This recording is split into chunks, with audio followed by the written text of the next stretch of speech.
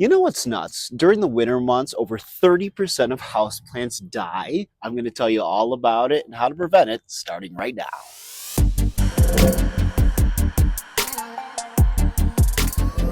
Well, it is winter here in Denver, Colorado, and we are dealing with a very unusual Arctic blast, one that is bringing over 100 hours, consecutive hours of sub-zero temperature to our state, which means that all of these beautiful house plants, like the ones I have here in these windows, they are really beautiful, aren't they?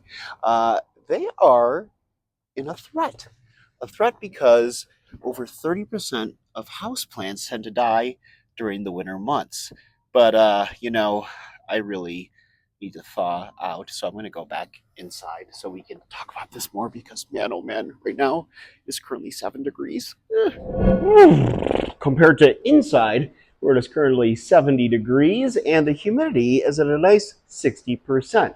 So one big rule and one big tip to keep in mind that I failed to do it earlier is to make sure that when the sun sets, like around 5:30 as it has been here in Denver, is to make sure that you immediately close your blinds. Again, I failed at this today because it is currently like 10:15 p.m. And closing your blinds allows for any cold air, I should say, that might be hitting the windows to really hold it back. And so, with my tropical plant display up here, I should have done that earlier. So, yeah, closing your blinds is a real big bonus and a good thing to do. And keep in mind when you are doing all this with your plants. But also, one important step is humidity, especially as our heat goes on. That is a big factor. So let's focus in on that. Okay, so one of the major reasons why 30% of houseplants or more tend to die during the winter months is because of a lack of sunshine.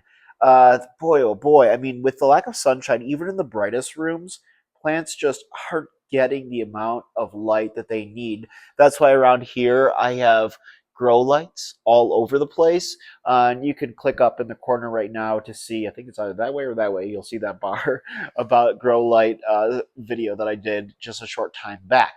But another major hurdle during the winter months is humidity, a lack of humidity. And we're talking about like, oh boy, the average humidity in a home during the winter months is only around 30%, which is not good at all. 30% is awful for these tropical plants, which typically get around 60%, 50 to 60% is a good, healthy number for them. So for 30%, you're looking at a very dangerous situation in that particular time period during the winter months. The reason being is because our heat is on. Like right now, you know how I said earlier the temperature was like 7 or 8 degrees outside? Filming now, like an hour or two later, the temperature is now down to 1 degree outside. So, of course, we have our heat blasting, right? And in doing so, especially when you have central air like we do, the central air just like knocks out any humidity that comes in. So, what we are going to do is we are going to refill the humidifiers. And I have humidifiers, I kid you not, like all over this house. And big ones too. Like, for instance, this one right here, which is around 55 to 58%. That's because the central air isn't on right now. But this one is a Levoit, and I believe this is Levoit's largest humidifier. And we have two of them, one upstairs and one downstairs. And these ones pump quite a bit of moisture into the air. And what I like about them is, and I've had these ones for, I think, gosh, maybe 3 or 4 years now. But what I love about these ones is the fact that you can monitor them from your phone and constantly see like what the humidity levels are at. And not only that, but you can change it via Bluetooth, or even if you're away from home, to make sure that if you want to put it from like auto, have it at 55 to 60%. You could adjust that, boost it up to whatever you want, or just keep it on manual and just keep on pumping as much humidity as you need. It was helpful while I was in San Francisco recently for work, and I was constantly checking on the humidity, though Alejandro did a really great job with making sure that they were still full. This one over here is, I think I got it within the last year.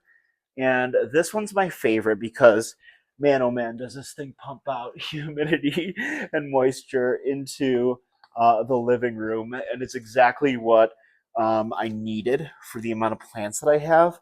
And off the bat, I can't tell you what the name of the brand is, but I will put it up on the screen because this thing is a game changer. Right now it's at 59%, and you can see it was just about to shoot out some more humidity. And it's not even empty. That's the thing. I've had this thing going for like 3 days before I left for San Francisco, and it's still pretty full. I have it on a setting that kind of just pumps out humidity every so often, like every, I think, 90 seconds or so.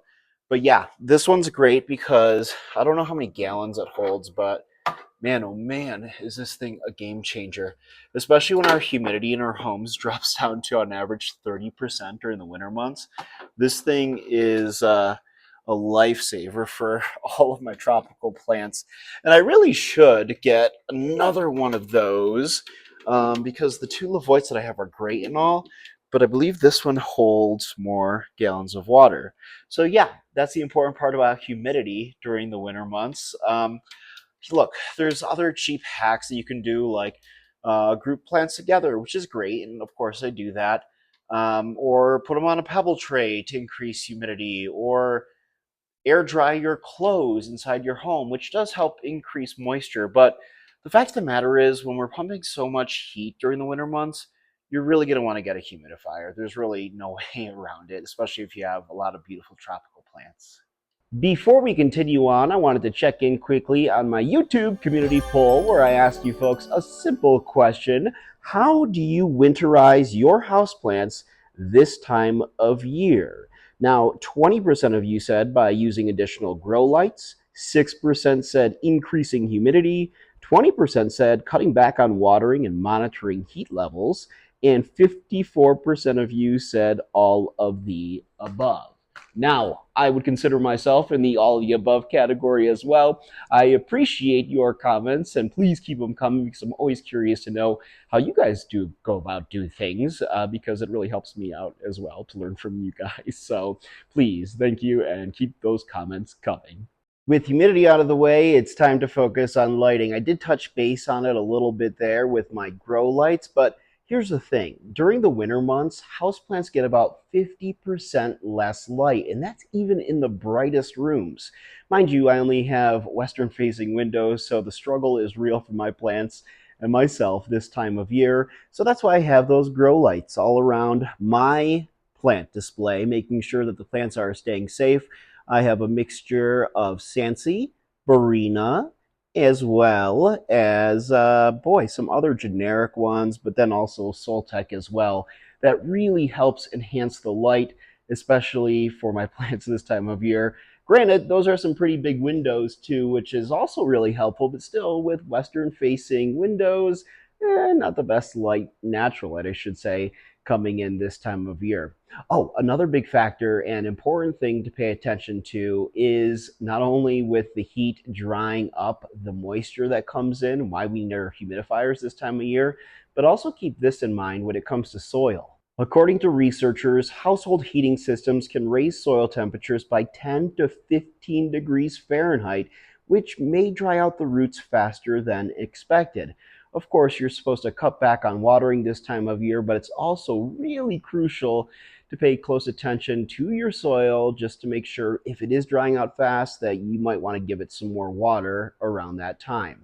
But here's some good news. Studies show that indoor houseplants can reduce dust by up to 20% this time of year, especially when our homes are just kind of closed off with the windows shut and all the heating on and stuff like that. I guess that is a bit of good news, but I'm curious to know, what do you guys do this time of year again to make sure that your plants stay safe? Let me know in the comments below. Also, if you haven't already, please like this video, subscribe to my channel, and hit that notification bell for more fun and interesting planty content just like this. If you're curious to know, by the way, how I constructed my tropical plant display, select this video up in the corner because I put piece to piece together exactly how I kind of constructed it and created this plant paradise for you guys to enjoy and for myself to enjoy, of course. But hey, thanks so much for watching, and I'll see you guys in the next video.